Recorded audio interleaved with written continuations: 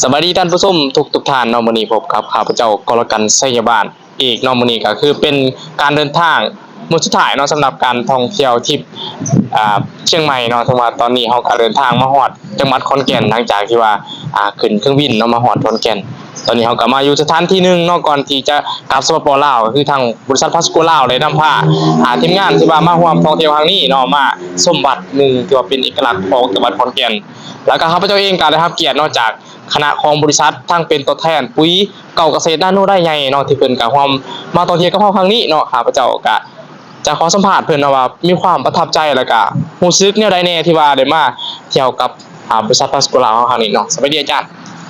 นำชื่อเลยเจ้าข้าพเจ้าชื่อวงศ์ประเสริฐแก้วคุณเมืองมาจากบ้านเช่มน้อยเมืองปากซองแขวงจำปาสักซึ่งเป็นตัวแทนปุ๋ยเก่าเกษตรนาโนของบริษัทพาสโกลาว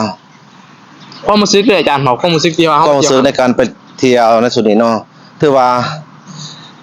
ดีใจหลายภาคภูมิใจหลายที่ได้เข้ามาในบริษัทพาสโกลาวของพวกเราเพราะว่า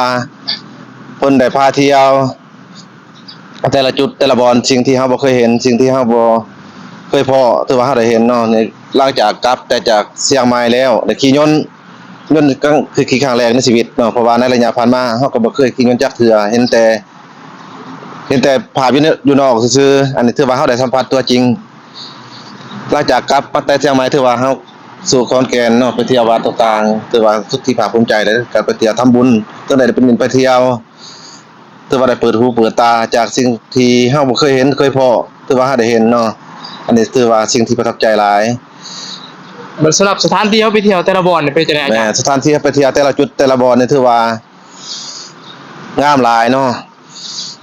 งามหลายประทับใจเป็นเอกลักษณ์ของแต่ละบ่อนเลยเนาะแม่เป็นเอกลักษณ์ของแต่ละบ่อนของแต่ละจังหวัดก็ว่าได้เนาะ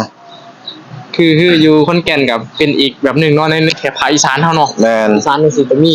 เป็นหลายบ่อนด้วยโอเคอาจารย์ช่วงท้ายอยากให้อาจารย์ฝากเนาะสำหรับผู้ใดถ้าผู้ใดอยากมาเที่ยวเฮา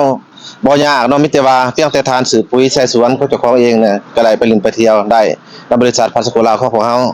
ถ้าว่าพี่น้องเฮาทางใดที่เห็นไลฟ์สดตอนนี้เนาะติดต่อได้โดยทางเบอร์โทรศัพท์020 76093602 Facebook วงศ์ประเสริฐแก้วคุณเมืองโอเคเข้าใจได้จ้ะขอบใจหลาย